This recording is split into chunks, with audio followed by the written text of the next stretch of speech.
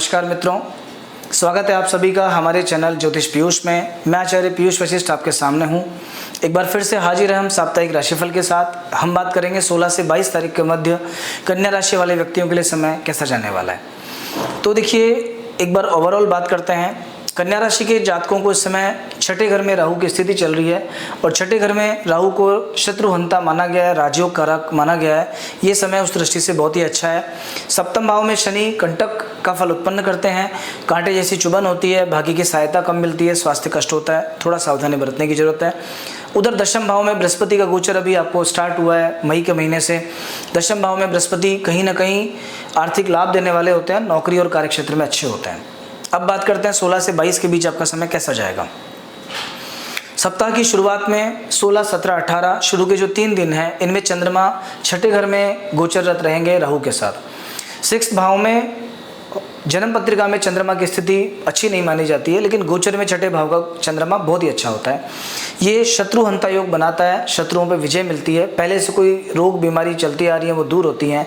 मानसिक रूप से आप मजबूत महसूस करते हैं और ऐसा मान सकते हैं कि यदि कोई आपके सामने परेशानी भी आएगी तो आप डट के उसका सामना कर सकते हैं।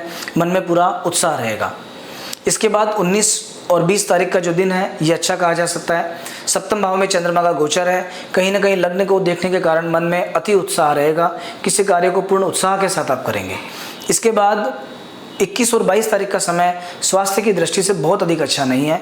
अष्टम भाव में चंद्रमा की स्थिति के कारण आपकी बीमारियां पहले से बढ़ जाएंगी। मौसमी बीमारियों से विशेष बच के रहें, गर्मी से जुड़े रोगों से सावधान रहें। अष्टम भाव में गोचरत चंद्रमा पेट को भी परेशान करता है। कुछ भी थोड़ा सा गलत अगर आपने खा लिया, सीधा आपके स्वास्थ्य पर इफेक्ट आएगा। यदि आप नींद के रोगी हैं, मानसिक बेचैनी, अनिद्रा जैसे फल आपको मिलते रहते हैं, आप परेशान रहते हैं, तो इन 2 दिवसों में 21 और 22 तारीख को विशेष सावधानी बरतने की आवश्यकता है। पेट के रोग बढ़े रहेंगे, मन में चिंता बढ़ी रहेगी, कुछ स्वास्थ्य कष्ट अचानक उत्पन्न हो सकता है। स्वास्थ्य का ध्यान रखें। अगर आपकी आर्थिक स्थिति की बात की जाए तो देखिए, सप्ताह की शुरुआत में इन 3 दिनों में ये 3 दिन आर्थिक रूप से अच्छे फल देने वाले हैं, पैसा बढ़ाने वाले हैं और इस समय पे अगर कोई इन्वेस्टमेंट किया जाएगा उसका फल आपको अच्छा मिलेगा। हालांकि इन्वेस्टमेंट का फल आपको अच्छा मिलेगा, लेकिन दूसरी तरफ कहीं ना कहीं खर्चे भी बढ़े रहेंगे। तो हो सकता है कि थोड़ा सा आपका जो एक्सपेंसेस हैं वो कुछ बढ़ जाएँ, बजट मैनेज करने में थोड़ी दिक्कतें आपको आएँ।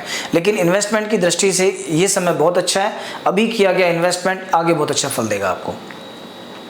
19 और 20 तारीख का समय भी बहुत ही अच्छा है। व्यापार से लाभ लेने का समय है। आपके बिजनेस में आपको प्रॉफिट देखने को मिलेगा।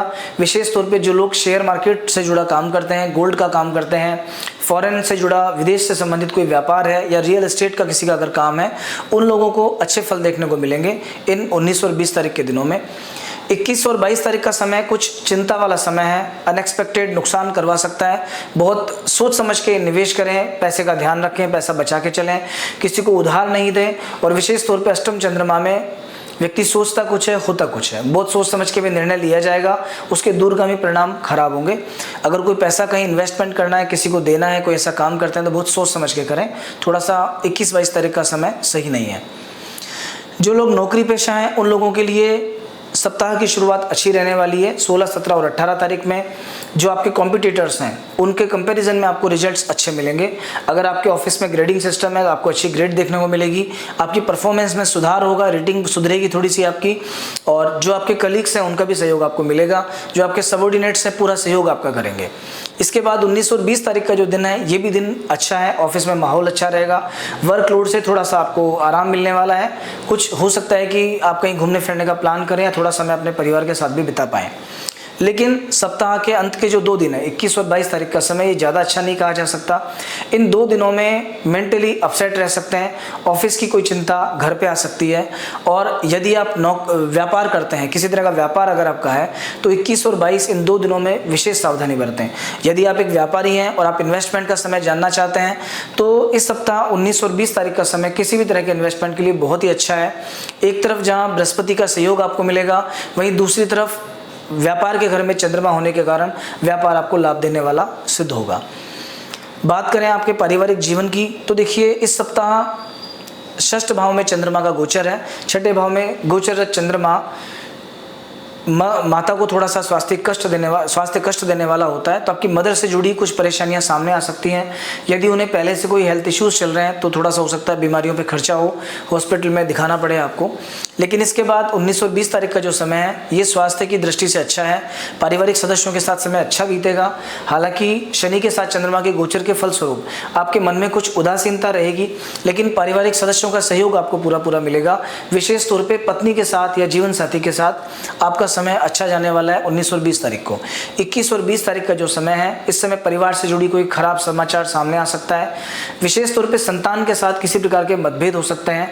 यदि कोई कन्या संतान आपको है, उनके साथ में विशेष प्रॉब्लम देखने को मिलेगी। 21-22 तारीख में कुछ भी बात कहने से पहले, बोलने से पहले 4 बार सोचें, क्योंकि आपकी छोटी सी बात किसी को बुरी लग सकती है, उसका कोई गलत परिणाम सामने आ सकता है।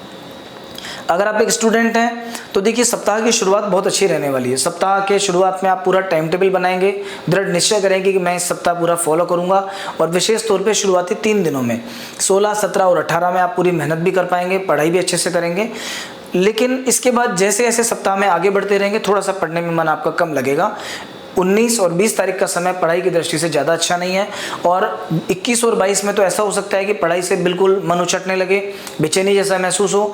और अगर कोई एग्जाम आपका है इन 2 दिनों में, तो विशेष सावधानी के साथ देना, कहीं ना कहीं परिणाम कुछ खराब आएगा, मन भटक सकता है, पहले से ही सावधान रहें।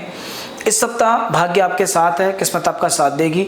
शुरुआती 5 दिन बहुत अच्छे हैं। कोई भी काम जिसमें आपको किस्मत की सहायता की आवश्यकता है, कहीं इंटरव्यू देने जाना है, कहीं से कुछ आप कोई प्रॉफिट की उम्मीद कर रहे हैं, अटका हुआ पैसा कहीं से आने वाला है, या किसी से मीटिंग के बाद आप चाह रहे हैं कि कोई पॉजिटिव रिजल्ट आपको सुनने को मिले, तो कोई अच्छी खबर मिल सकती है, किस्मत आपका साथ देगी।